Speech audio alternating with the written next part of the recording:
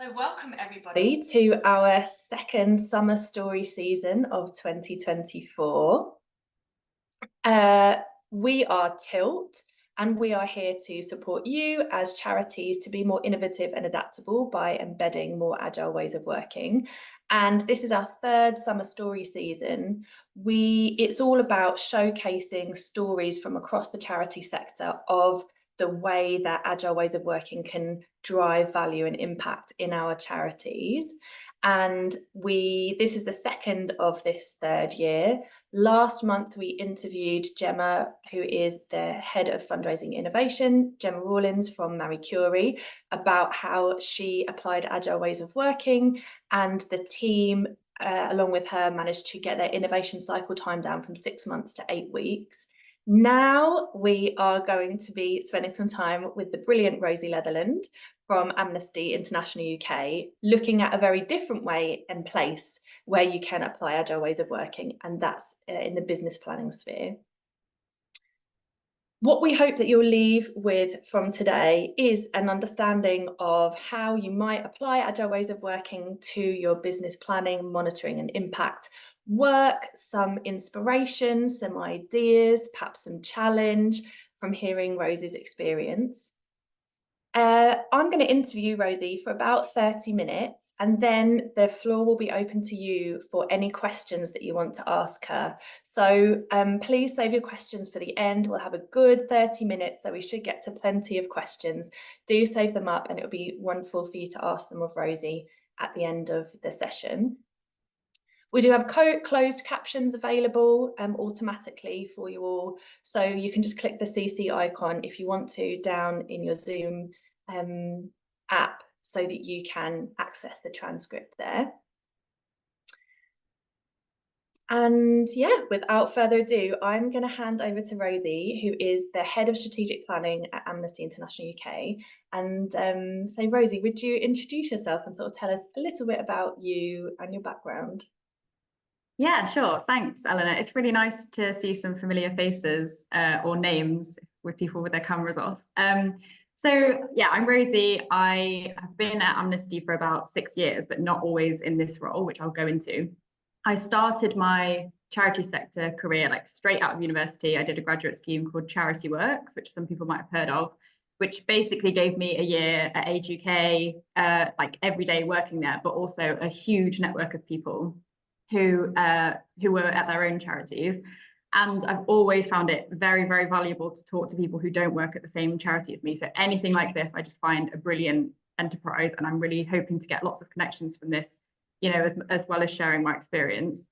After I was at Age UK, I worked at Alzheimer's Society for a few years in public affairs and campaigning. And obviously through these experiences, learned a lot about things that charities do really well and things that charities do less well, just as my sort of opinion.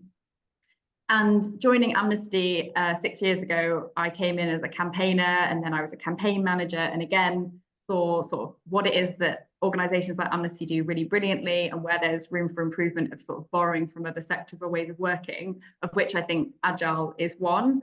It's like incredibly valuable methodology to apply to a sector like ours. So yeah, I'm going to talk a bit about that today and my experience of that.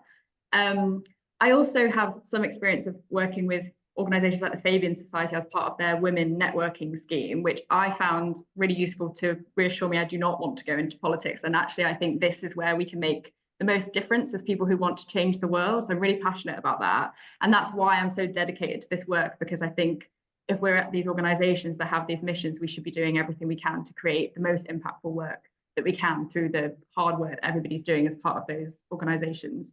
So yeah, that's just a little snapshot about me, and maybe there'll be people in the room who have worked at some of those places, or who I know from charity works, and that'd be really great to reconnect. Thanks, Rosie. And your commitment to outcomes is really going to shine through today. So for everyone in the room, a kind of synopsis of what we're going to cover today is how Rosie has led Amnesty UK to take a whole organisational approach to business planning, monitoring and delivering. So that approach is all about putting learning at the heart of decision making and ensuring that the organisation is focusing its effort on the areas where it can achieve the most strategic impact. I know a lot of us have challenges with having, 100 priorities. Where are we focusing, trying to get everything done? And this is a great case study of providing some focus. Specifically, we're going to be covering things like how all staff members are now involved in regular reflection conversations around business planning. Money and time is distributed based on the impact it's going to have. All work is structured so that it's clear how it directly contributes to achieving one of the outcomes of the organisation's strategy. And we're also going to be talking a bit about how decision makers are now taking ownership and ensuring learning and evidence are at the centre of decision making. So we're going to be covering lots of juicy stuff. Let's start back at the beginning then, Rosie. 3-ish years ago, would you take us back, set the scene for us? What was the situation around business planning? How was it going 3 years ago? Yeah, okay. So just to sort of tee off this section, I just want to say that Amnesty's always been full of very, very hardworking people who are trying to do what they think is the best way to change the world. That's been true then, and it's still true now. But obviously what I was keen to do was to make that more impactful and better than it was. But just to sort of say from the beginning, it's always been a very, very exciting and interesting place to work. And I've always loved like working with very hardworking colleagues. But some of the things that weren't working very well, I would say, is that we had an organizational strategy that had just begun a few years ago, and we'd had a change of leadership. So we had a new chief executive who sort of inherited that strategy, and we had lots of work that we were doing that we never really had a conversation around stopping or changing. So we had an organizational strategy right at the top with a new CEO and lots of change to the leadership, the boards, the SMT, and then the work as was carrying on as it was, hoping for the best, I guess, that it would achieve the organizational strategy. Really broadly, I'd say that's where we were. And people definitely saw planning as a burden, something they weren't interested in doing, something they had to do alongside this really hard work that they were doing for human rights or for fundraising or whatever it is that their focus was on. And the strategy was absolutely not something that was lived in the organization. It's not, you didn't hear people refer to the strategy or thinking about what their work was contributing to in that strategy. You couldn't really visualize any of the work, but also crucially, there was nothing that linked any of the work we were doing with any part of the strategy. So there was nothing that sat between, we want to achieve human rights victories in the world, and this is what I do at my desk every day. It was very hard to understand the link between those two things. And there were obviously amazing examples of where that was happening, but it was completely inconsistent in the organization. So yeah, really broadly, I would say that's where we were. And we really needed to bring some change to that and to get people to think differently about how what they were doing every day contributed to what Amnesty as a whole wanted to do. And what was your task then within that, Rosie? As you kind of step into that world, you're seeing that gap between the strategy, the goals, and actually what everybody's doing day to day, both the gap and the kind of lack of clarity of how it's all laddering up to achieve the goals of the organization. What was your task when you stepped into this role of head of strategic planning? So essentially, the first task I would say was to create some transparency around what was actually happening. So to sort of pull everything out from underground of what everyone was doing and to really like put it on the table, which was also one of the hardest things. So essentially, getting everyone to tell us in detail about what they were actually doing so that we could have a conversation about which of those things we wanted to continue to do. Begin planning by goals and what we call enablers. So in our strategy, we have 3 strategic goals, which are about changing attitudes to human rights, building a movement around human rights, and achieving human rights wins. So again, really broad goals. And then things that we do to enable that, like raise money, run good finance systems, pay our people, treat our people well, all of those things. And instead of what we were doing, which was planning by team, planning by project, as I say, variably across the organization in terms of how well that was being done, we wanted to move to planning by goal or enabler. So I was tasked initially with how might we do that? How could we create leadership around each of those goals and enablers so that we could begin to look at all this work that we were doing, make a judgment call about what we would keep doing, what we would stop doing, and what we needed to start doing in order to reach those goals. So essentially, it was like, how do we deliver this strategy without completely wiping the floor of this work that Amnesty's been doing since the 60s, and acknowledging that some of that is genuinely going to be working towards that strategy. So one of the things that was important to do was, as I say, create some leadership around those. So have a clear senior leadership team member who was responsible for delivering that goal and enabler. And I worked with each of those on, okay, so instead of thinking about the goal around changing attitudes to human rights, that's a very broad goal. We could say that any of our work that we do in the external world fits into that, because everything we're saying is that human rights are a good thing, and this is how we help to improve them. So instead of thinking of it like that, what is it underneath wanting to change attitudes to human rights that we specifically want to achieve, and helping that senior leadership team member to come up with a clear outcome that they could measure, that they could then apply work to. So that was the biggest sort of first task that I was given. I'll just stop there in case that's too much information. There's already so much to dig into there. So you mentioned upfront that your first role was to create transparency about what was already happening. Yeah. And you said that was hard. That certainly chimes with the work that we do at Tilt. It sounds simple, bringing everything into the light that's already happening, but certainly that chimes with my experience that can be quite hard. What were some of the challenges about creating that transparency, and how did you do it? I mean, the main challenge is just the sheer amount of information that creates. So if you're asking everybody in the organization to say, what do you spend your time doing? And how does that fit together? That creates an awful lot to then dig through. But it was essential for us to do that, to understand how the organization was currently working. I think one of the advantages of having a new CEO alongside the introduction of this role is that we're both coming into it trying to understand that and to try and dig through all of that. But yeah, the sheer amount of information was challenging. Obviously, we had tools that helped us to do that, just like templates that we asked people to fill in, sort of a rough guide to how their capacity was used day to day, week to week across different areas of their work. But it was really challenging. I guess another challenge is that people are, as I say, really passionate about what they do, and nobody is just coming into the organization and pressing a button and hoping for the best. Everybody genuinely believes that the work they're doing is going to achieve the work that Amnesty is setting out to do. And so having a conversation with them about, actually, can we, instead of thinking about whether you're doing that work really well, which you inevitably are, think about whether that's the right work to be doing, and whether it's working towards what it is we're trying to do in this strategy. That is inevitably a very hard question, because instead of looking at whether we're achieving really amazing results in a project in isolation, we're instead looking at the work across the board and saying, but is any of this work actually achieving this outcome, which is what I was really struggling with. Yeah, tough conversations. That brings me on to my second question, which is, you said that another key part of your early tasks was to support the senior leadership team to take responsibility for a specific aspect of the strategy, either an outcome, either a pillar or an enabler, and that you supported them to create outcomes around those.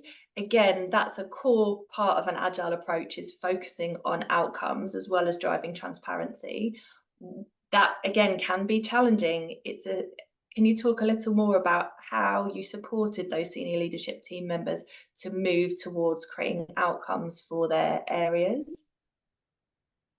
Yeah, so obviously it's a different task for different people. So if you're working with a director who oversees things like a data team, an IT team, or a facilities team, then I sort of supported them in thinking, what does a high quality, high performing data team look like and do in an organization? So what is your outcome around high quality data? So having it, basically, to be honest, the main methodology around that is just like extensive conversation and like pulling at the weeds of what they're saying and really kind of quizzing some of the myths that they might have about that, and getting them to say, like, at the end of the day, I need them to be doing work that delivers to this one thing as a data and insight team. So, providing really good high quality data that helps the organization achieve its strategic goals, say.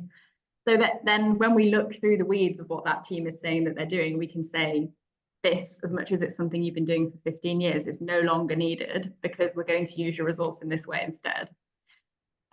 Whereas obviously looking at things like the human rights goal, achieving human rights victories in the world. It was more about going to the strategy and saying, okay, human rights applies to almost any incident in the world. We could, in theory, work on everything. But what we're saying in this strategy is we want to focus on these 6 issues across the world.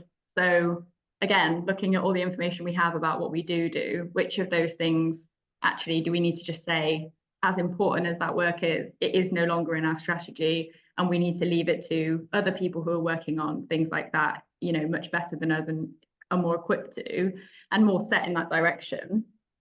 And of the things that are left, you know, what are the outcomes? So again, it's sort of acknowledging that in a perfect world, we would never have done it this way, right? You're not going to inherit a strategy and start from all the work that you've done and then think about what your outcomes are. You would always set your outcomes against your strategy, but this is what the situation we were in. So yeah, essentially creating 6 large outcomes around what is it, which human rights victories do we want to win, and then aligning the work against those. I don't know if that answers your question, but yeah, it's very different for different sets of people, basically. I love your approach of kind of working individually with their senior leadership team. And it sounds like asking lots of kind of coaching questions and questions that pull up what is the goal here, what difference does this make, and they're asking lots of whys so that you can get to the underlying outcomes, and then seeing how that overlays with the strategic goals. So as you're starting to move forward that transparency, creating outcomes with the senior leadership team, what were some of your next tasks? So one like really simple one, but I think is important to mention, is that once we had all of that identified, so we knew what our strategic goals were, we know what our enablers are, and we know what outcomes we're working towards, just simply sharing that with the organization and saying, from now on, this is where we're headed. Like, this is our business plan, that every year we'll create different work that will contribute towards these things, and that we might have things that are 3-year rolling, 2-year rolling within that. But from now to 2030, this is our direction. Like, this is the bus that we're all getting on. So visualizing that was a very important part of the task. So having what we use is a Trello board for each of our goals and enablers. So you'll have a Trello board for winning human rights victories with all the outcomes as the columns. So winning human rights victories in racial justice, winning human rights victories in economic, social, cultural rights. And that became something that anyone in the organization can refer to. So if somebody new starts in the organization and they say, what is it that Amnesty does? Alongside the strategy, you're able to say, and what we mean by that strategy, the articulation of that strategy is these outcomes. And then I guess the next very hard task, which continues to evolve every year, is then, okay, so if we're going to try and do that, what work are we going to do to achieve it? And that's where we got into a process of what we called bidding for work and doing zero-based budgeting, which I can go into if you think that would be interesting. Yes, I'd love to in a moment. I just wanted to commend you on that approach of putting your strategic goals into something really transparent like Trello. You've talked about how you were supporting others to create transparency in their work, and it was brilliant to see you creating an open Trello board that anybody could access and look at across the organization at any time to see those strategic goals, how they all fitted together and interact with them. So really seeing you live that agile principle of working out in the open was great. So yes, it would be great to hear a little bit more about how you set up that process for bidding around work, and then a sort of overview of zero-based budgeting as well. Yeah, so I think, so one of the challenges that I think would really resonate with lots of people is that lots of people who work in this sector have an idea of what they want to work on. And some people, you know, they only want to work on that thing. And that can be really, really hard, especially if they've been doing that for a long time. So one of the principles that I thought was really important to apply was that it wouldn't just be a sort of anybody could say what they wanted to work on and we'd have a conversation around that. But as I say, it was really led by senior management team. And obviously, Eleanor, we've had conversations about this before, about the sort of the collaborative nature of Agile and sort of consulting with lots of people, and that being quite a big element of Agile sometimes, but then also sometimes it's about being really directive. And I think one of our weaknesses in the past was not being clear about that from from the top. So really setting out like, what is the vision for this work? So essentially the first step of that was to work with each member of the senior management team to say, what are you going to ask your teams to bid that they want to do? So within any area of work for this outcome, what do you think are the things we could do to achieve that outcome over the next 3 years? And then asking the people that lead on those areas of work, or identifying somebody who could lead on that area of work, to tell us in a bid document, which essentially went into the high level impact statement for this work. What would the outcomes be? What would be your objectives? What would be your activities? And how much money would you need to do it on this scale? And how much money would you need to do it on a larger scale? But also, who across the organization would you need to deliver this work in this way? And that sort of leads into the zero-based budgeting idea, because a way that lots of organizations work, which is how we used to work, is that you would get a budget per team that would just sort of roll over each year. Maybe it would be cut across the board by 10% if you were struggling financially. Maybe it'd be increased by 10% if you had a particularly good year. And then the team would work with that budget to plan their activities for the year. Whereas what we were doing was to say no team is doing any planning. That's not how we're working. We're working against our outcomes. So S&T identify what do they want to do to achieve that outcome, who do they need involved in that planning, and tell us what that would look like, and that becomes the bid document. So basically, again, this is very challenging because it does create an awful lot of reading and a lot of information. What we did was unearth everything we could do to deliver to those outcomes if we had endless pot of money and an endless amount of resource as an organization, which obviously we don't. And then make some really strategic decisions with the chief executive and the chief finance director about which model we wanted to go for. So if we wanted to say our main purpose is to achieve human rights victories, which is the direction that we would go in, then we need to spend well in this area, agree an amount of money that we would need to spend to achieve those outcomes, and then allocate the money per project against those outcomes. So instead of saying, media team, you've got this budget, tell us what you're going to spend it on, you're saying, we're going to spend money on these 3 projects that contribute towards these outcomes, and we're going to use the resource of these teams to deliver that work. That's the decision there. Whereas in the infrastructure team with data, IT, etc., they've said that they'd like to do this project to achieve this outcome. We actually can't afford to do that, or we don't have the resource to do that internally. So we're going to say, you can't do that until this year, where there'll be a window or whatever. So it's basically looking across the board at planning per project against outcomes as opposed to by team, which again sounds very obvious when you say it out loud, but it's very much not how you're working. And it's not, it obviously creates huge waves in helping people to stop working in silos and instead work towards where the organization needs to get to and bringing people on board that way. It's a huge shift, taking that process to be focused on outcomes rather than outcomes down, rather than teams up. Could you talk us through a little bit more, maybe if you've got an example of how you did that, or how did you work? Because there's obviously, yeah, that's a big shift for teams that are used to doing what they've always done, and instead changing that mindset to think what work is going to achieve these outcomes.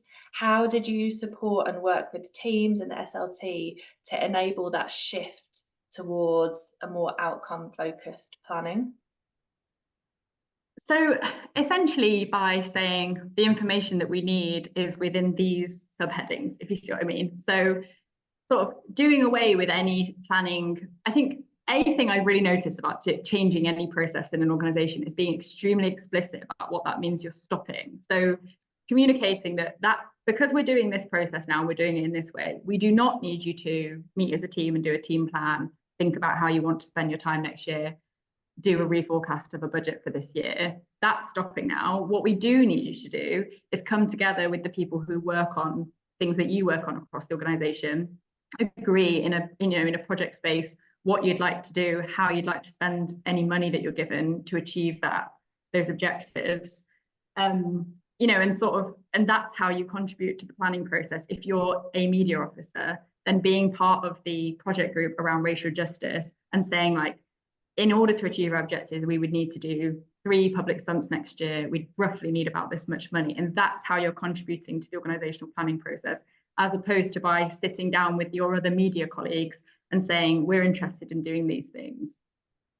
And that is like fundamentally the biggest shift. So getting people to think about how their role contributes to something that they're working on, as opposed to being a media officer or being a data insight officer.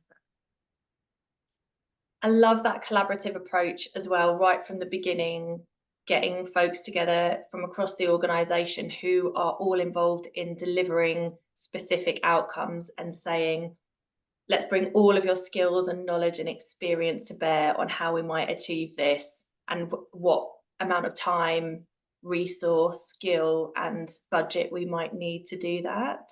Mm-hmm. Also love the focus on what you're not doing. So much of what is talked about is about prioritizing, and that being your clarity on what's being deprioritized, that clarity on what doesn't need to happen and where their time isn't needed in the planning process to enable the time where it is needed is really, I bet was really helpful. So what happens next? You've got your transparency, everyone's starting to focus on outcomes, both driven by the SLT, and now you're bringing together teams, collaborative cross-functional teams, to decide how they might achieve those outcomes, what time and budget they might need. What needed to change next? Yeah, so I think I'm going to sort of very briefly explain the bit that I'm less involved in, just because I won't be able to speak to it as much, which is essentially the then decision-making part of that. So I obviously oversee the coordination of all those decisions, although I'm not a decision maker myself. So supporting the senior management team and saying, this is the direction we're going. That means this work is a yes, this work is a yes, but scaled down from what they've suggested, and this work is a no. And there's probably other subcategories like, we'll do that if we get funding from an external partner and it's restricted, that sort of thing. Once that's all been agreed, it's gone to the board, it's been signed off. There's then obviously a whole other element of this, which is, okay, we might have designed the business plan and gone through all of this drama of developing it and the process, but what does it actually mean once you begin the year that you've drafted? So if it's okay, I'll talk a bit about that, because I think one thing I really noticed starting here is that although you might have a business plan process that seems to work pretty well, it's then just something that gets saved in a folder and people don't live business plan in the year that they're in. They're not necessarily able to refer back to what they wrote in that or like what they're working to. So a really important part of this was about getting people to just every single day, essentially, see and remember what it was that they said they were going to do. So a way that, again, we visualize that is on the Trello board. So if you're working on the Prevent campaign under racial justice, then having that as your Trello card that sits underneath an outcome, and everybody who's contributing to that project is able to see that Trello card, which again reminds you of high-level impact statement, the outcomes, the objectives, and the activity that we're doing. So essentially, if you started at Amnesty tomorrow, you could have access to any Trello board that tells you all of our goals and enablers, all the outcomes that we're doing, and every piece of work that's contributing to those outcomes that's been signed off in this 3-year business plan that we're in.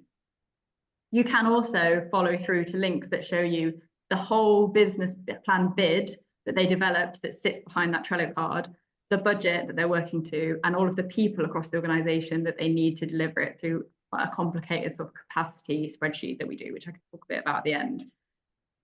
So basically all the information's there, but again, that's only one part of the puzzle. So then another part of what we do, which is what you touched on at the beginning with the reflection sessions, is every month there is a team meeting in every single team in the organization where they're asked to reflect on the month just gone in a retro, so another agile tool, a retrospective meeting, where they can run that how they like, but essentially they're asking what's gone well and what's gone less well across the areas of the business plan that you're delivering to this, in this quarter.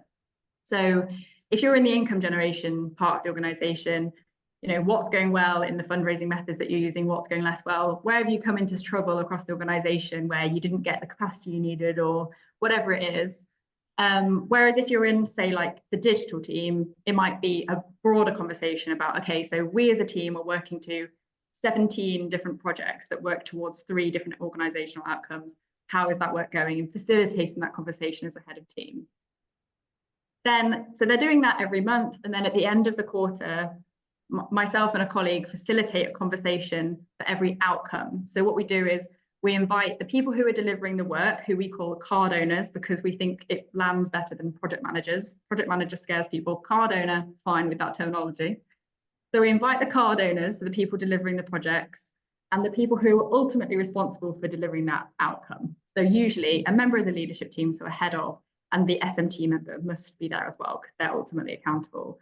And we facilitate a conversation about, okay, not getting into the nitty-gritty of the detail here, but overall, as the projects within this outcome, how do we feel we're doing towards this outcome, and what impact are we having? What has gone really well? What's gone less well? And crucially, what are we going to do differently in the next quarter to act on what we've learned? So basically what I'm getting at is it's kind of impossible to forget what you said you were going to do in the business plan and why you're doing it, because we're reminding you of it so frequently, and the kind of processes that sit behind the work are so embedded that the work and the business plan are one and the same thing, which again sounds very obvious, but it's a real shift in getting people to think about their work against what are the organizations trying to do in the plan, as opposed to what their team is there to do. And that was something, I mean, I worked very closely with Julia on that process. And it is a very agile methodology, because it's all about reflection and learning, and using that learning to iterate what you do next. So it's really important that instead of just waiting to the end of the year and saying, how did that go? And did any of that work that we thought would achieve what we wanted it to achieve that?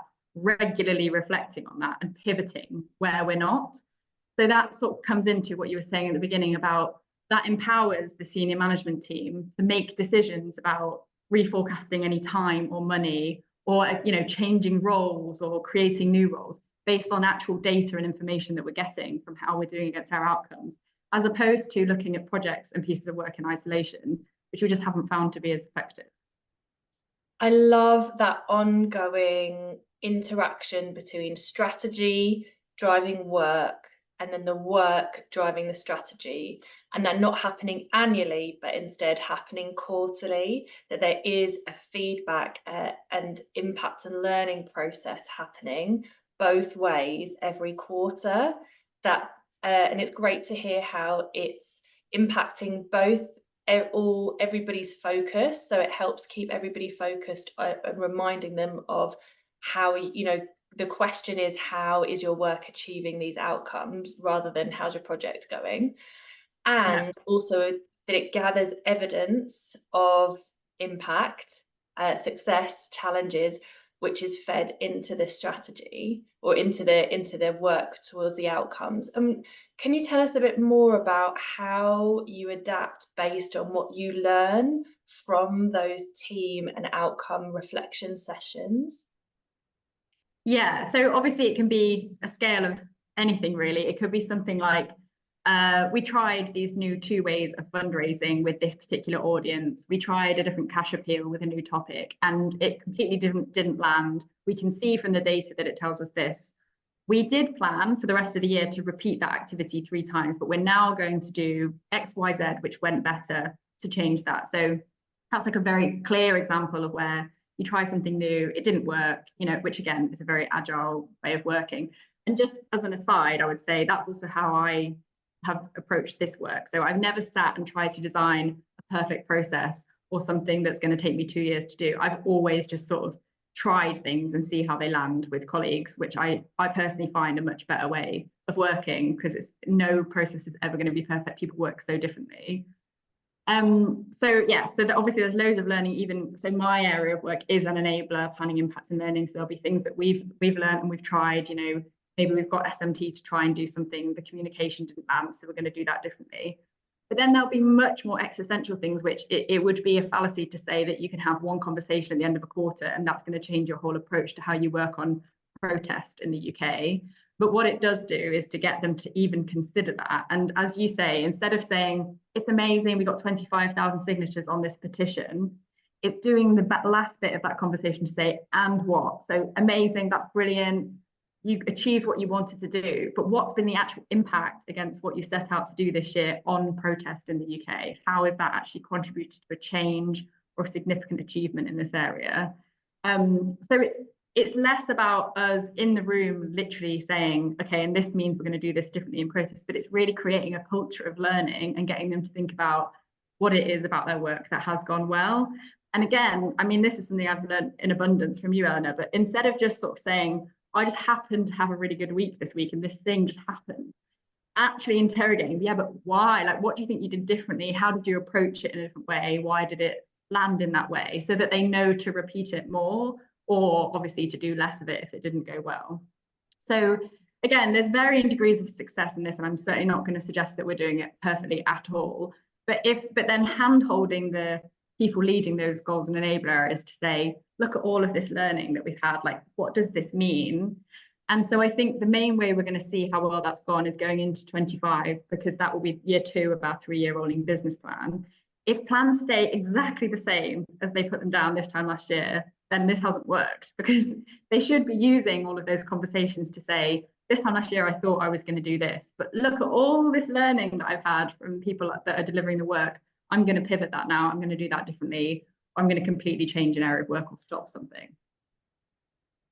Brilliant to hear how both that reflection is impacting your plans, your business plans, but also I can hear how through doing that you're changing the culture inside the organization to become more reflective, more focused on learning, reducing that sort of fear of failure, and instead really focusing on what have we done, what have we learned, what are we going to stop, start and continue based on that.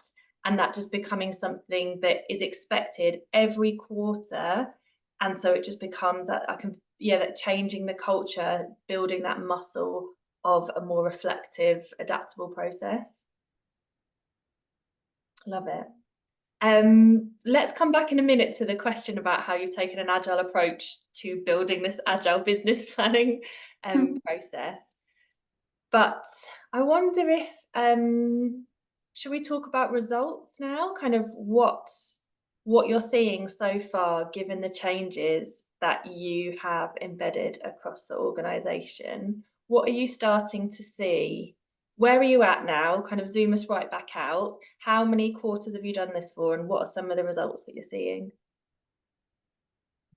Yeah, so I think I might try and approach this from like different audiences in the organization. So just thinking about anybody joining the organization or having a role already in the organization, what the results of this mean is that they know which of the outcomes and the projects in the organization their role works towards. So they're no longer working in isolation on something that they think is part of their team's objectives. That doesn't exist anymore, but they're able to say, as a data and insight officer, I work towards these 3 projects against this outcome in the organization.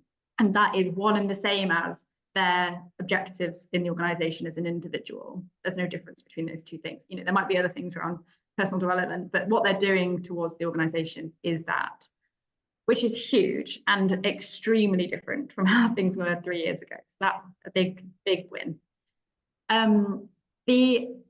The kind of speed at which you're able to get up to speed with what the organization is doing is definitely a big result. So again, on an individual level, but also if you're running a team and you want to remind your team about what it is that they're doing, let's take the media team.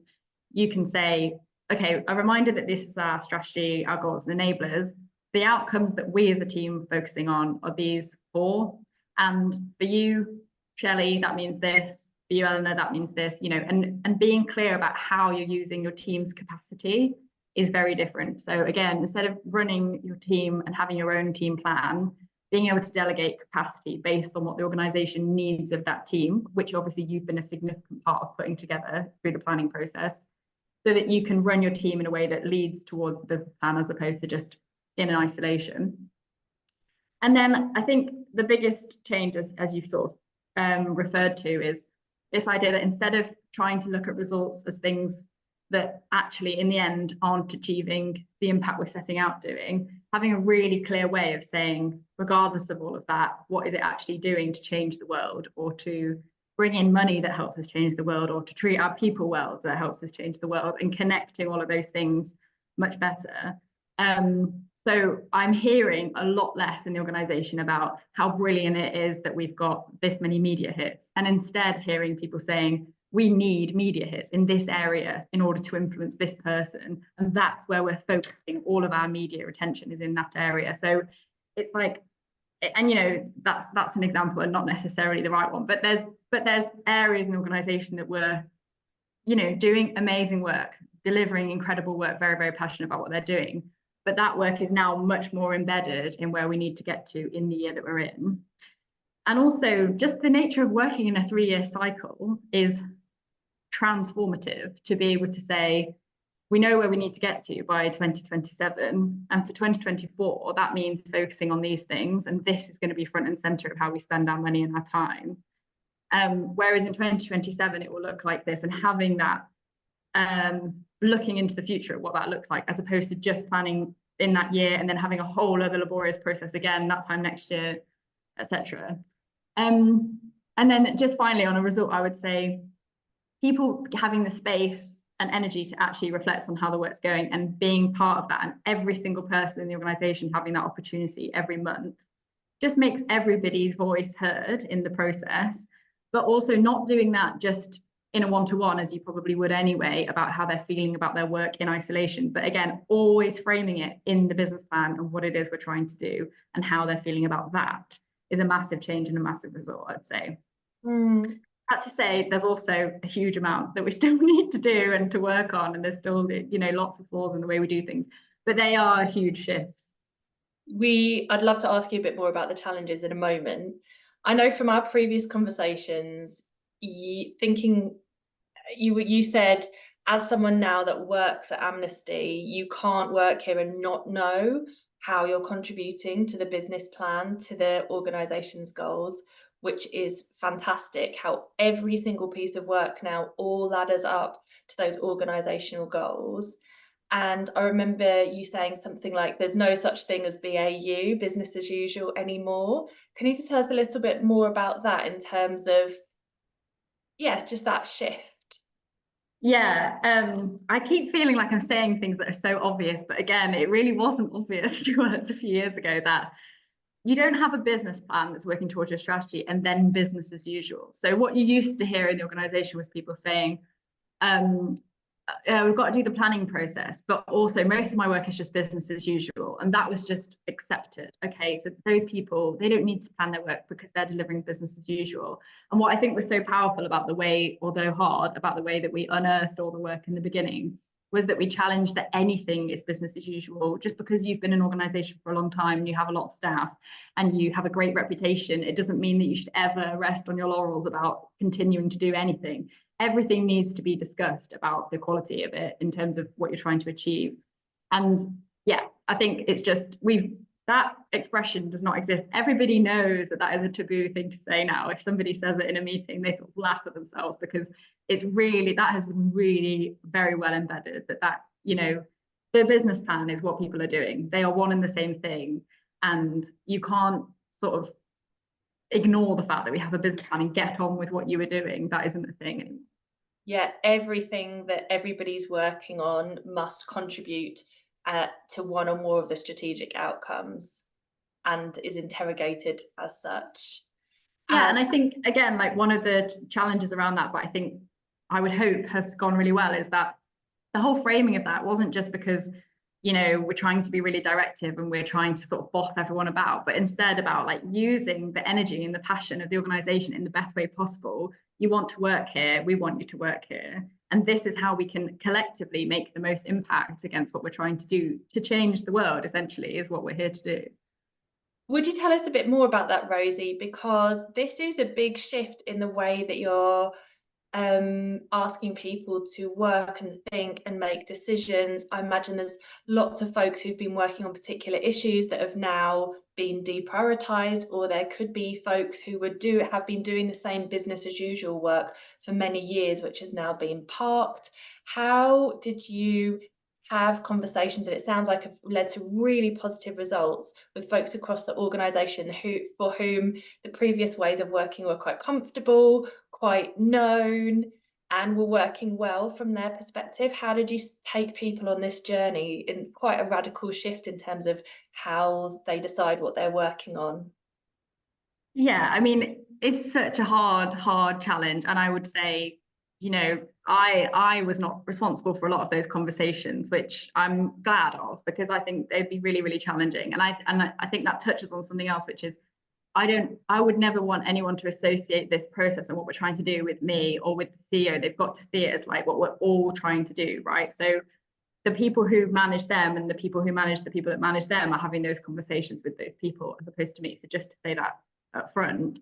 But as a collective, I think the way that we manage that again is talking about the narrative of what we're trying to achieve against our strategy, as opposed to this person wants us to work in this way, or this person thinks that this is the priority. The strategy gave us the information that we needed about what issues we needed to work on and what we weren't going to work on, which obviously was made with extensive like research and external consultation and speaking to partners and identifying where Amnesty has a value against somewhere else that has much better value. You know, we shouldn't be working on climate change if we think Greenpeace are doing a much better job at that. So that's a decision, you know, it's all sort of based on that. But yes, it's very hard, and we are inevitably not working on some things that we were working on, that we were doing really great work on. But just pulling it back to, but is it achieving any of these outcomes which we've agreed at an organizational level we want to do?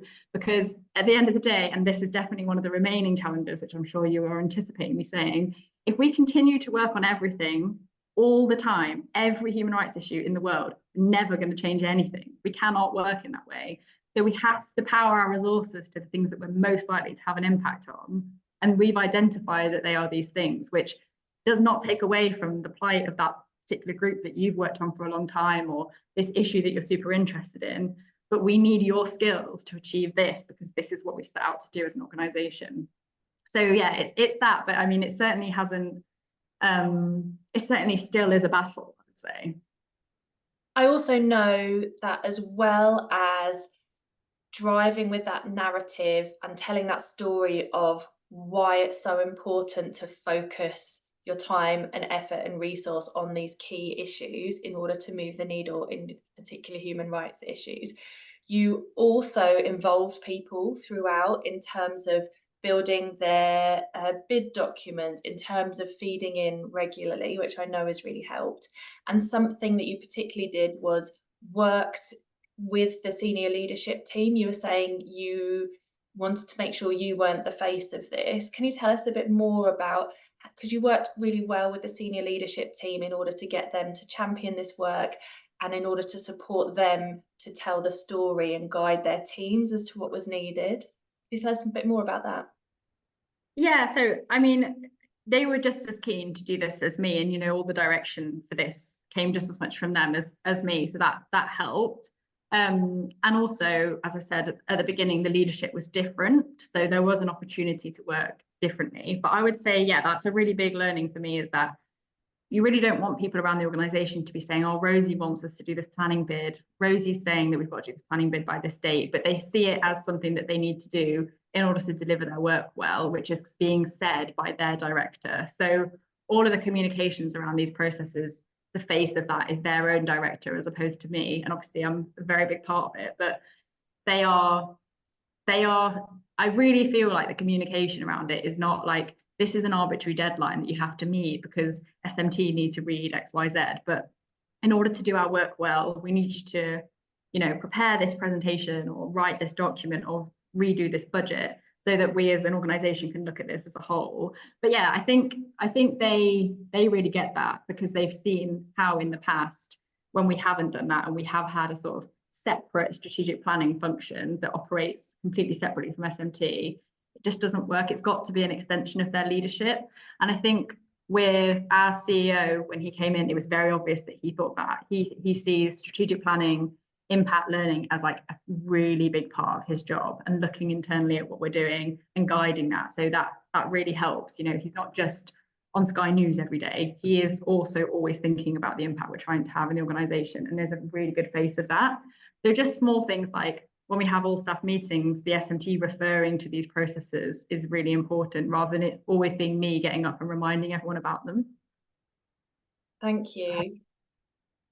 And just to be really clear in terms of what some of the results are logistically, I guess, in terms of business planning, what I know is happening is that now every quarter, if I'm right, you're based on those conversations that teams and groups are having, based on what's working and what's not, you are redistributing money and time based on that evidence. Am I right? So if a project is dropped based on quarterly reflections, the money and time that was going to be spent there is moved somewhere else. Is that right? Yeah, so just to give a kind of tangible example of that, in our last round of quarterly reflections, which was in April, we identified an area of work that wasn't achieving its impact because we weren't able to put the energy behind it, in terms of money and time. And something else, which was around the Rwanda bill at the time, was seen as a crucial priority that we just hadn't anticipated carrying on as long as it did and escalating to that point.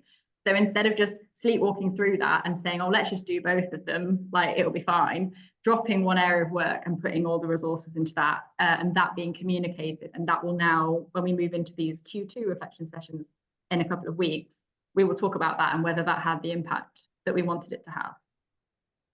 Thank you. I can see tons of questions in the chat. I greedily just want to ask you a couple more, Rosie, before we see what everybody wants to ask you. And that was for us to dig into some of the challenges a little more. I know you were saying you can see huge stride forward in terms of the positive impact that these new ways of working are having.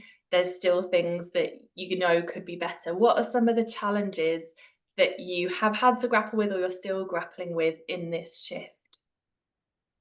So I think we did the right thing by going so in depth in each goal and enabler area and really hashing out what is it we're trying to achieve in all of these things and designing the business plan in that way. What I think we need to do next is bring those areas of work together more. So, for example, if we're saying we're going to focus on these 3 human rights issues next year, what does that mean for how we generate money? And instead of doing those things in isolation, which again, every time I say anything, I think it sounds so obvious, but if we can get to the point where people see Amnesty anywhere, any channel, and they can tell you what we're working on, and that speaks to how we raise money, how we communicate with you, and what we're campaigning on, and they're all the same thing, where it makes strategic sense, then that's where I'd like to get to. Where I think we are is somewhere in the middle of working on every human rights issue and that, which I think is great progress, and we've done really well to get to this point, which is working on 6 human rights issues broadly with some like key reactive topics. But I think we could go even further in really embedding, like if we did nothing else between now and the end of our strategy, which is 2030, what's the one thing that we absolutely want to have shifted in the narrative, in the movement, in human rights victories? And how can we make sure that we don't drop the ball on that? Rather than where I think we are, which is still sort of working on lots of things. It's sad, but I think if you sat down everyone in the organization and said, what do you think is our biggest priority at the moment? They'd all say quite different things. That's the bit that I still really want to work on. So it sounds like you're a good few steps along the road and there's more to do. And what I hear from working with many charities is it's that prioritization and therefore deprioritization of some issues, aspects, pieces of work is a real challenge, because everything that we do is impacting people and our causes. So it's wonderful to see how much of a shift you've taken towards driving that prioritization so that everybody's pulling in the same direction and adding value on a couple of key issues. I can hear how there's more to do there too.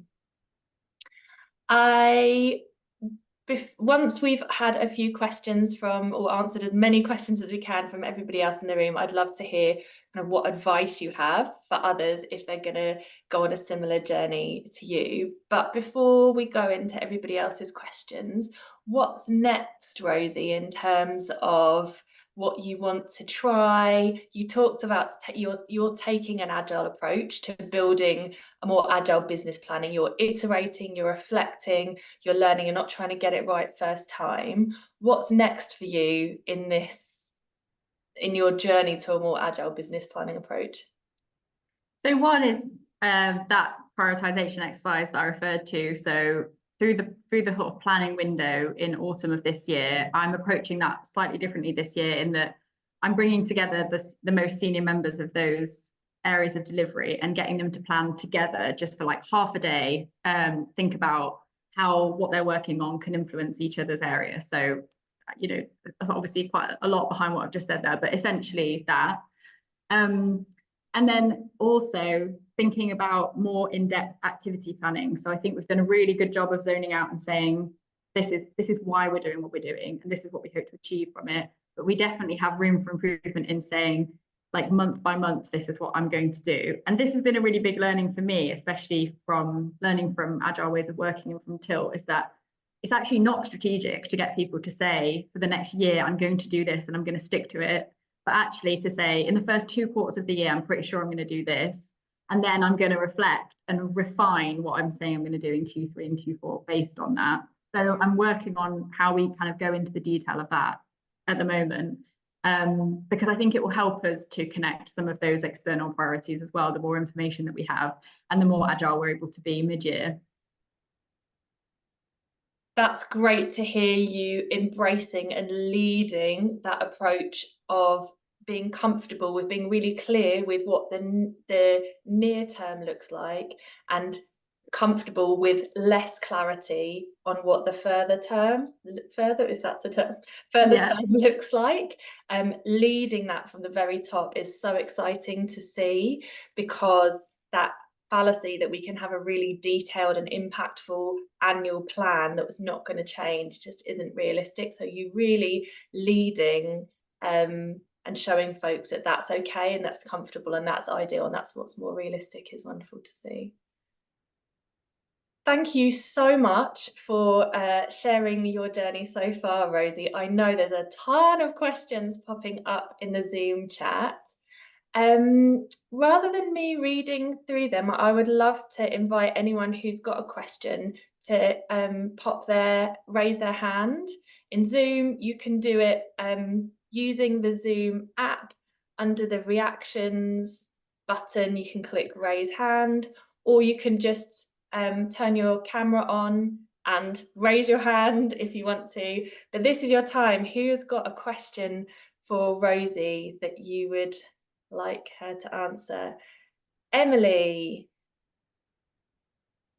Rosie, thanks so much. I found that so helpful. My question was, how did you involve kind of funders and partners in that change process? And I think something that I grapple with is we have long-standing partners, but maybe they no longer fit the direction of travel, or how do you bring new partners along into that journey? Yeah, just would love kind of any experience on how you found that working with partners and funders specifically.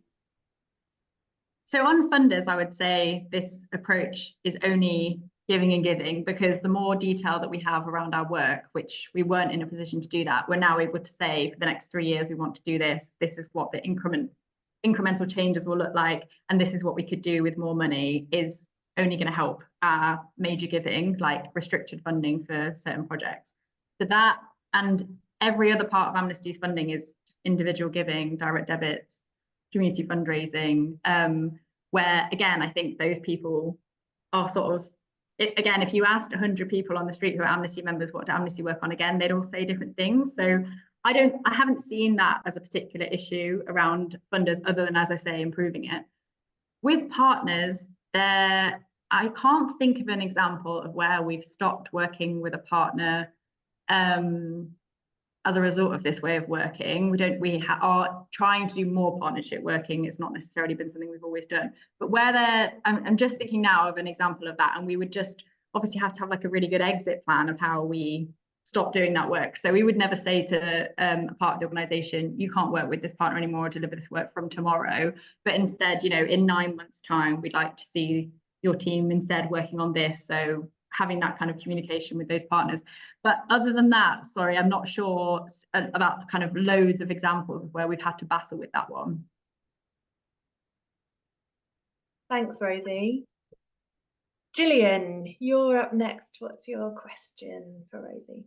Hi, thanks, Rosie. This has been really fascinating. I've made so many notes and put in loads of questions in the chat as well. So it'd be great to have a follow-up session to explore more of this. It's just brilliant. So my question is around risk management. How far did you get with integrating risk management into the planning process and making sure that people costed in those aspects into their plans? In terms of sort of like great organizational risk or of their particular project? So on a project basis, really, because that's, people need to consider how they're going to manage the risk along the way, but that quite often gets added on as a kind of like risk list, rather than actually we factor in the costs of that upfront in the project. Yeah, exactly. Yeah, so there's they have to do a section on risk in their business planning document when they bid to do the work. So that was embedded in the process. Because again, agree with you, it's normally just sort of something that you attach on the side, or you might do like 2 weeks before you deliver that particular section of the work or something. So yeah, it was definitely embedded. And the way that we've kind of kept that live is if any work now comes up as completely new, they have to go back and redo that bid document so that we don't lose the standard that we set around risk. And then yeah, anything that's sort of greater than that might sort of change our risk register or something, that's sort of collated at an SMT point in the process. The other thing I would say is that we're really trying to drive a culture of like taking risks, where we might learn from it. So as well as the kind of basic way of collating risk as part of what you're designing in a project, kind of communicating that it's okay to take risks with, if you're given this amount of money to spend in a particular area of fundraising and you're not sure whether it's going to work, like leaning into it as an innovative process to see whether it would work. So just as a kind of aside, I think that's worked really well as well. Thanks, Rosie, and thanks, Gillian, for your question. Rachel, you're up next. What's your question for Rosie? Hi there, Rosie. Thank you so much. Again, so much to take away. I think my question was really around that depth versus breadth conversation and kind of effectively how did you manage those conversations internally, particularly around that frontline work, assuming that there are probably a lot of specialists within the organisation and a lot of vested interests, and that kind of how do you navigate the emotional side of some of those internal conversations would be really helpful. So you mean going from breadth to depth in what we're working on? Yeah. Well, yeah, I mean, I have to say, I think it still is something that we're battling with. Like, I think there are lots of experts in the organisation who have an area of expertise in human rights that they want to work on and that they're, really knowledgeable about. So the ways I've seen that working the best is sort of identifying where that expertise most contributes to something that we're trying to do. So if you're working on protest, and that's one of our organisational priorities, then somebody with expertise around like policing and military is really useful in that conversation. So it's less about sort of changing their expertise and what they are going to work on, and more about pivoting it to being what the organisation needs to use that expertise for. I don't know if that answers your question, but yeah, I mean, getting people to stop working on what they've worked on before is undoubtedly the hardest part of it, and the bit that requires the most like steering from leadership. Definitely. Okay, thank you. Thanks for your question, Rachel. Caroline, you're up next. Hi, yeah, that was a really great session. I guess, yeah, my first kind of question is around, as someone who is involved in being part of the business plan, and you get your leaders and your managers to say, what you're working on, what your priorities as a team, as a directorate, you kind of, streamline that and agree. And then that's obviously fed kind of up the food chain, and things kind of get distilled down and streamlined, not getting so much into the detail, but very high level. And then I think all of that work is done, and then that's it, kind of then what happens after. And so just sort of experience around how do you keep people informed and engaged as to how things progress, rather than, okay, we've agreed this for the year and then we'll come back to you in a year to kind of see if you've done what you said you were going to do or what the progress is. So just, yeah, that engagement piece. And then I think the second part is around, being really clear on what you want to do is really important for the organization. But that sort of balance of, how are you really clear on your priorities, but not being so rigid that you can't adapt to change or things that evolve over time. Because, in the charity sector, in the wider environment, things could just appear, like COVID or anything else, and that could throw a massive spanner in the works. So how do you have that balance of, we're really clear on our priorities, but we can't deviate from the plan and we can't change anything, if if that makes sense. Yeah, definitely does. Yeah, I mean, this is a huge area that Julia helped me with, because so the checking in on the plan comes from those like monthly retro meetings and then the quarterly review meetings. So that's how we sort of check in on it, as I say, so that we don't, as you described it, get to the end of the year and say like, so how did that go? But yeah, regularly asking those questions. But very importantly, not about how is the project going, but whether the project is actually working towards the outcomes that we set. So I really think that comes through that process. And just alongside that, if you aren't one of those people who's in those rooms with us at the end of the quarter, then we also sort of pass on a few really important lessons that we've learned to be communicated to the whole staff. So we work with the internal comms person to say, these are 3 like really interesting stories that came out of this round of quarterlies. They're going to present at the all staff meeting about how that went and what they learned. We also obviously have lots of other ways that the organisation would ever hear about how work is going. So if somebody's worked on like a really interesting law change and they want to communicate that, I think we've got really good at when they do that, they refer to it as this is part of our goal 3 work around this outcome, and then they communicate it. So that, you know, it's not all then on me to do that reflection, but that everybody's using that kind of language. I think that really helps. In terms of changing the plan, I completely agree with you. And obviously that is definitely true in the world of human rights, and anything could happen, especially with the last government. I mean, so many things happened that we weren't anticipating. The Rwanda bill being a good example of that, where that just escalated and escalated. And, you know, now it's off the table. Like you just never know where those things are going to go. But in the reflection sessions that we do each quarter, there's a whole section around what's happening in the external environment and how does that change what we've been working on and what we're working on next. So we really sort of force people to be thinking about that, which, I mean, many of them would do that anyway, but it's really part of that conversation. And that's how we came to have that sort of decision making of, this actually doesn't feel like a priority anymore because this is happening over here. So let's put all the resources and the money behind that. But I still think there's room for improvement with that, because I think, as I say, what we tend to do is say, that's really important and stressful, let's do that as well. And that one, and let's just like keep doing all of them. And we definitely need to get to the point where we confidently say this trumps that one for these reasons, and it's not just my opinion or your opinion, but it's based on a really rigid criteria that we set. And we have tried to do that a number of times and set criteria, but it's very tricky to do. Yeah, I think yeah, the sort of earlier comment I made around that stopping work really resonates, because I think as a charity, you almost, the culture is not to stop work. You have to just keep doing more. And, you know, we have conversations all the time with managers, especially in COVID, around, you know, prioritization and our work-life balance, and, you know, how much time do we have to do, you know, mapping out everything that we do. And then it's great having that conversation, but then there's, from a senior leadership point, no one makes a decision to say, right, this is winding down now, like this is our plan.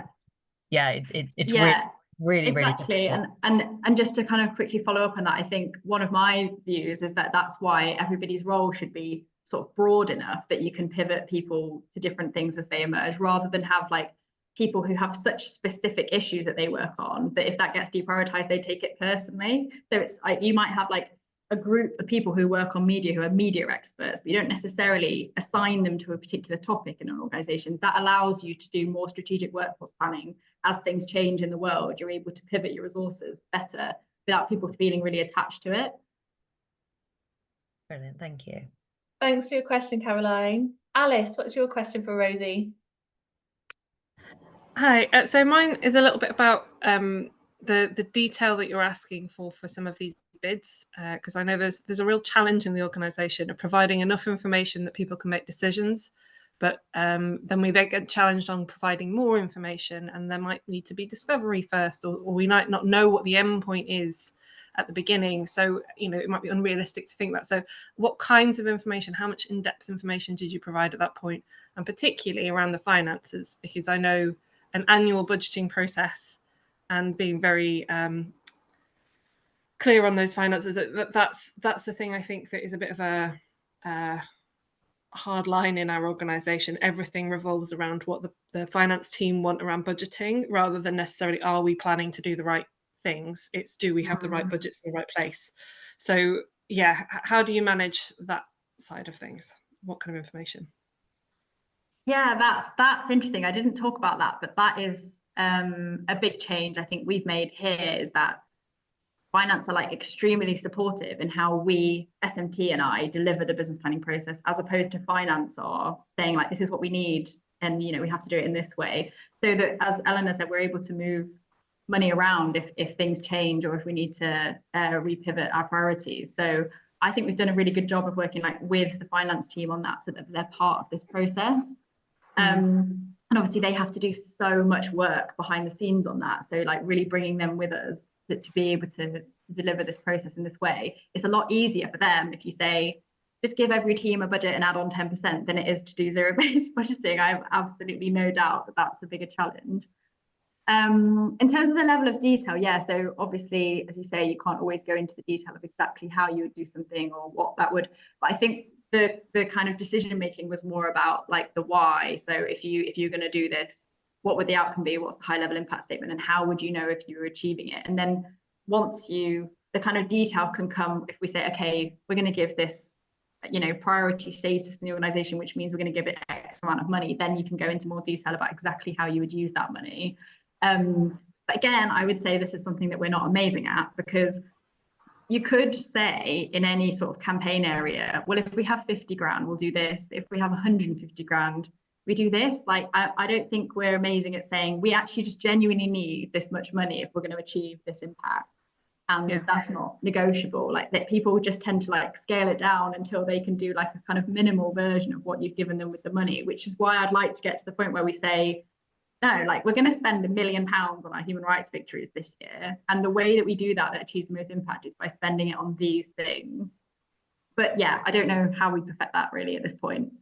Yeah, it's trying to get people to think about the impact you want to have, and therefore the investment you need to make, rather than how much you get and therefore how much impact you get. Exactly, that is exactly it. I guess I recognise like that we've done sort of examples of this exist in the organisation, where we kind of said, okay, here's an envelope and this is the kind of outcome, and do it. But it's been sort of small examples of it. Could you do this? So we're, as I imagine, lots of people coming into autumn as like peak business planning time. Do you think you could do this just focusing on one pillar as a kind of pilot in the first instance, or do you think it has to be organisational? Can you do it as a showcase how good it is, and then try and bring the rest of the organisation on board? Yeah, that would have been another way of doing it, doing a pilot. I think that's a really good idea. I think I've actually spoken to someone recently about doing that in their organisation, because they sort of have control over that particular area, and then using that to demonstrate to the rest of SMT how effective that is. I think that could work really well. I just think we were lucky to have the opportunity to do it as a whole, because we had, as I say, the kind of initiative from the CEO, and then also my role is entirely this, like, it's a whole role dedicated to doing this and to trying it differently. But I think there's been pros and cons of doing the whole thing all at once. I definitely think doing a pilot could work really well. Yeah. And is it just you? So I'm asking 3 questions in one. Apologies, everyone. Is it just you, or do you have a team? Just you? It's just me. And then there's an impact and learning manager who's in the data team, who I work with day in, day out. Like, she's incredibly valuable to this work as well, but she's not, I don't manage her, so I don't have a team. It's just me. And the idea of it, which I think works really well, is that I almost exclusively work with the senior management team on how they deliver this, as opposed to I have a team of people doing it. Yeah. I'm really sorry to everyone else has questions, but thank you. Thank you for that. I'll stop. Thanks so much, Alice. We've got time to hear from Jill, Sandra, and then I've just seen one more question pop up in the chat from Annie, and then we'll wrap up. So Jill, over to you. What's your question for Rosie? Hi, thanks for the session. It's really, really interesting. I was just wondering then, so are you also doing cross-functional teams then? Because it sounded like the business objectives had been made quite cross-functionally, and through the planning and sort of budgeting approach. So I was wondering if you could just say a little bit more about that, and I may have completely misunderstood, so apologies. Sorry, so as in, can you say it again? Sorry. Yeah, absolutely. So obviously, in terms of the way that the planning and budgeting is done, so it sounds like rather than external relations focusing on whatever and Yeah, much focusing on something else, it sounds like yeah, you're trying to make your objectives much more cross-functional.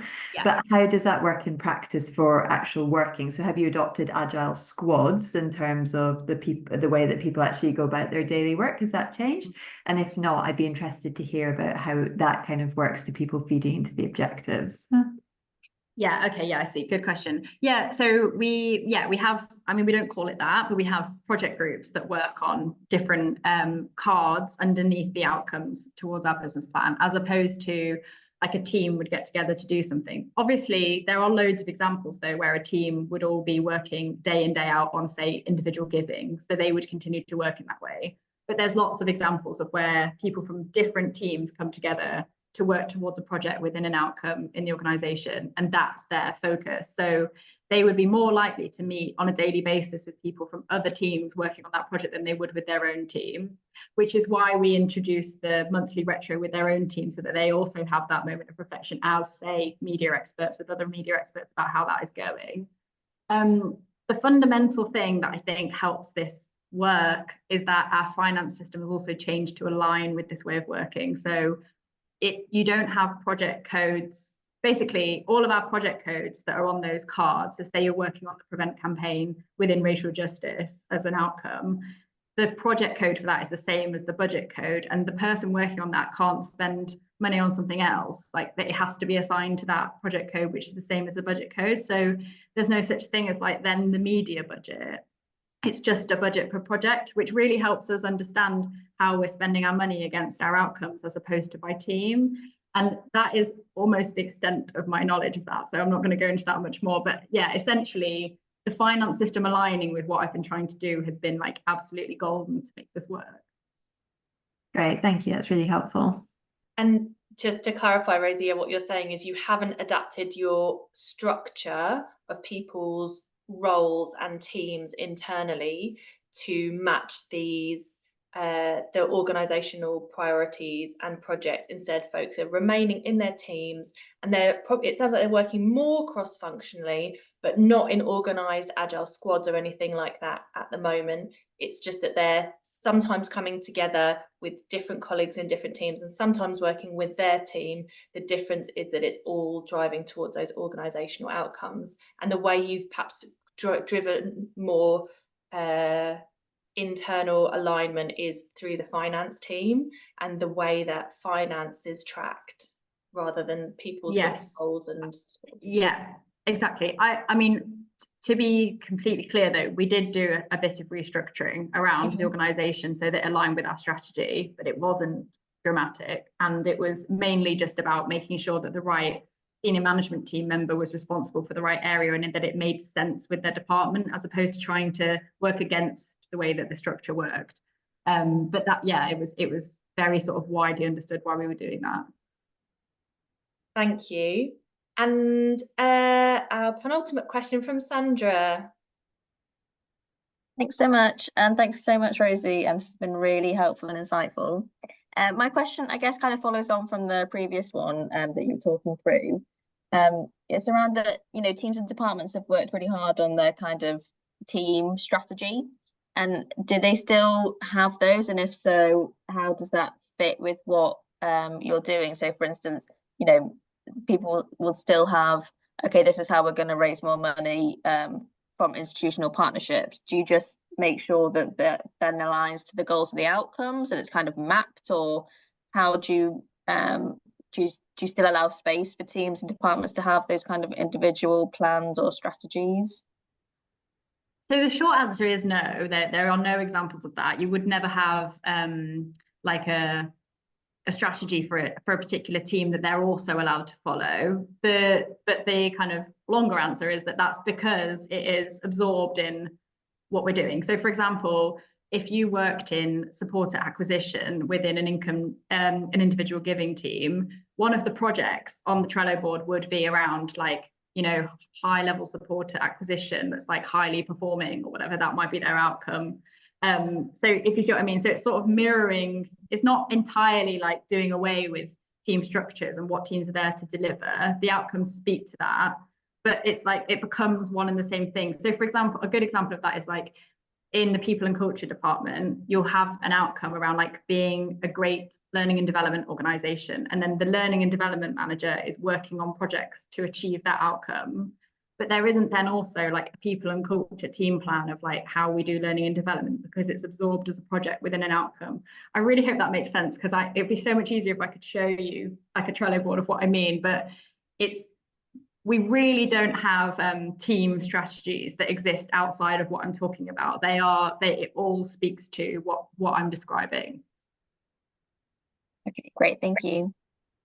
Thanks for your question, Sandra. And the last question I'm going to read out is from Annie in the chat.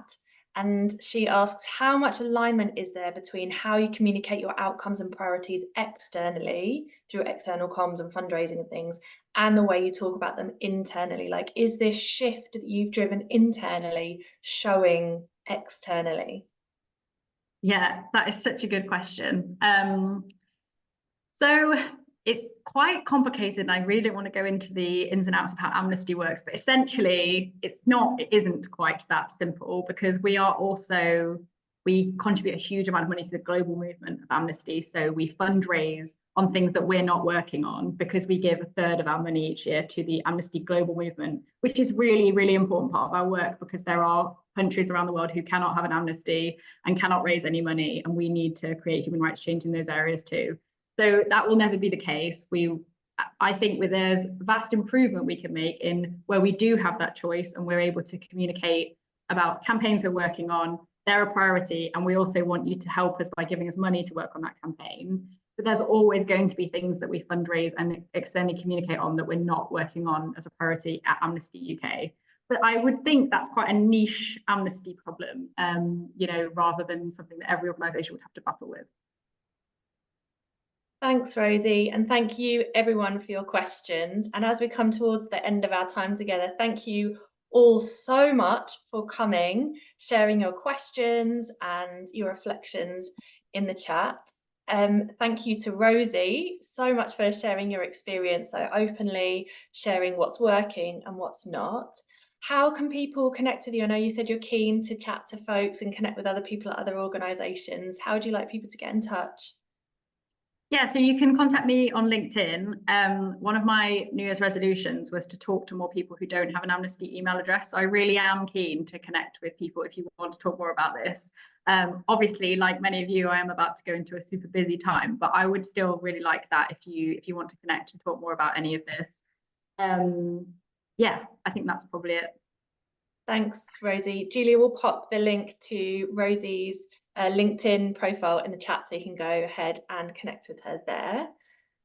This is the second of 3 summer story seasons. So our final summer story season is coming up on Wednesday, the 14th of August, also at 12 p.m. So do come and join us then. I'm going to be interviewing John Barnes all about how to create highly empowered teams. He's an expert in creating autonomous teams where the manager and leader are very much empowering the team rather than creating sort of bottlenecks, bureaucracy, hierarchy. So if you're finding you're getting drawn into stuff, or if you are being managed in a way that makes you feel like you are not empowered to make decisions, come along. It's going to be a really, really interesting conversation. I think it's going to really challenge us on something that as a sector we could definitely do better in. Again, Julie's going to pop the sign up link to that conversation in the Zoom chat. Do invite other folks along as well, perhaps people who you think might need to hear about it. Also, if you want a deeper dive into agile ways of working and how you can apply them in your charity, Tilt have just launched our final 2 course dates for 2024. We're going to have one more Agile in Action course in September and the final one in November. We still have some places left on those courses, so if you'd like to find out more, again, Julia's popping the link in the chat so that you can go and find out more. Let me know if you would like. You can join the waiting list via our website or just get in touch with me and we can chat more.